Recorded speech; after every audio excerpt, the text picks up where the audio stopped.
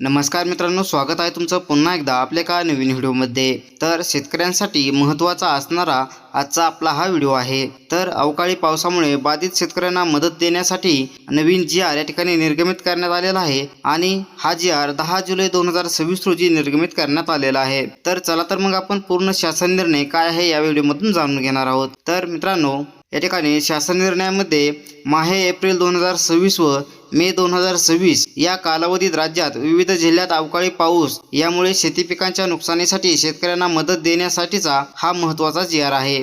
तर या जी.आर मधून 84 कोटी 23,65,000 एवढा निधी वितरणास मंजुरी या ठिकाणी महाराष्ट्र शासनाने दिलेली आहे। तर या मित्रांनो, सूचित केल्यानुसार डीबीटी पोर्टलद्वारे लाभार्थ्यांच्या थेट त्यांच्या बँक खात्यात निधी वितरित करण्यात येणार आहे। सोबतच प्रपत्रातील सर्व लाभार्थ्यांची माहिती विविध नमुन्यात काळजीपूर्वक तयार करून संबंधित अधिकाऱ्याने ती संगणक प्रणालीवर भरून मान्यतेबाबत नियमानुसार कारवाई करावी अशा या ठिकाणी अटी या व्हिडिओमध्ये म्हणजे या जी.आर मध्ये घातलेल्या आहेत। तर चालू हंगामामध्ये यापूर्वी शेती पिकाच्या नुकसानीकरिता वितरित करण्यात आलेल्या मदतीच्या निधीमध्ये या प्रस्तावांतर्गत मागणी करण्यात आलेल्या निधीचा समावेश नाही याची या ठिकाणी दक्षता घ्यायची आहे।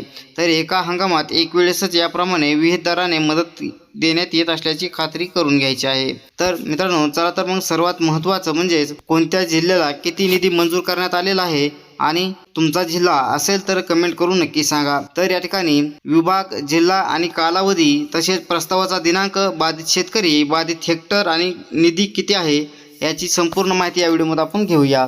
तर नागपूर विभागामध्ये नागपूर, गोंदिया आणि वर्धा या ठिकाणी जिल्हे आहेत आणि या जिल्ह्यातील बाधित शेतकरी आहेत। या ठिकाणी नागपूरमध्ये 468, गोंदियामध्ये 6,843 आणि वर्ध्यामध्ये आहेत 102। तर एकूण निधी नागपूर विभागासाठी 607.65 या ठिकाणी लाख रुपये या ठिकाणी मित्रांनो दिलेला आहे। जर तुम्हाला संपूर्ण व्यवस्थित याची संपूर्ण माहिती हवी असेल तर तुम्ही डिस्क्रिप्शनमध्ये तुम्हाला या जी.आरची लिंक दिली आहे, तिथून तुम्ही तुमच्या जिल्ह्याला किती निधी, किती बाधित शेतकरी याची संपूर्ण माहिती या ठिकाणी घेऊ शकता। तर मित्रांनो, नाशिक विभागामध्ये नाशिक, जळगाव आणि अहिल्यानगर असे 3 जिल्हे या ठिकाणी दिलेले आहेत। तर या तिन्ही जिल्ह्याला मिळून या ठिकाणी 524.12 लाख रुपये या ठिकाणी मित्रांनो निधी मंजूर करण्यात आलेला आहे। तसेच कोकण विभाग, रायगड, रत्नागिरी आणि सिंधुदुर्ग या 3 जिल्ह्यांना मिळून 32.14 लाख रुपये या ठिकाणी निधी मंजूर करण्यात आलेला आहे। तर छत्रपती संभाजीनगर,